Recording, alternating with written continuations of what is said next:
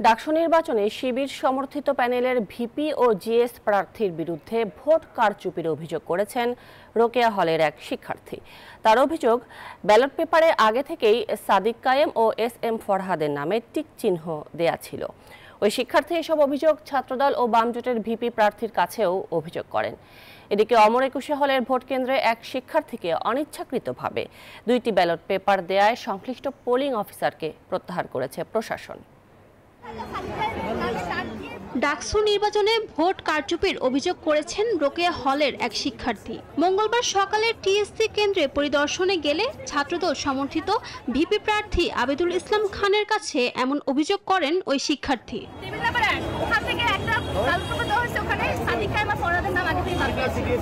একই কেন্দ্রে ভিপি প্রার্থী মেঘমাল্লার বসু গেলে তার কাছেও কারচুপির অভিযোগ তুলে ধরা হয়। এই ঘটনায় নিউজ 24 ওই শিক্ষার্থীর কাছে জানতে চান প্রকৃত ঘটনা। ওই শিক্ষার্থী জানান, টেবিল নাম্বার 1 থেকে দেয়া ব্যালট পেপারে আগের থেকে শিবির সমর্থিত প্যানেলের নামে দাগ দেয়া রয়েছে।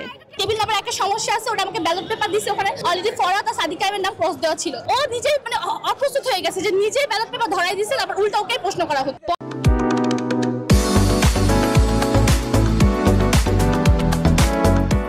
ভিপি প্রার্থী আবিদ জানান, শিক্ষার্থীর অভিযোগ প্রশাসনের কাছে তুলে ধরা হয়েছে।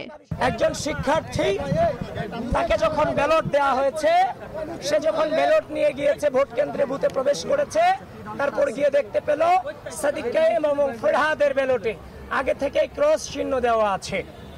তো সুতরাং যেটা বর্তমান নতুন বাংলাদেশের রাজনৈতিক পরিপ্রেক্ষিতে যেটা অশনির সংকেত।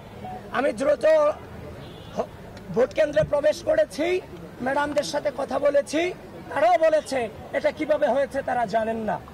এদিকে অমর একুশে হলের একটি বুথে আগের থেকেই পূরণ করা একটি ব্যালট পেপার ভোটারকে দেওয়ার ঘটনা ঘটেছে।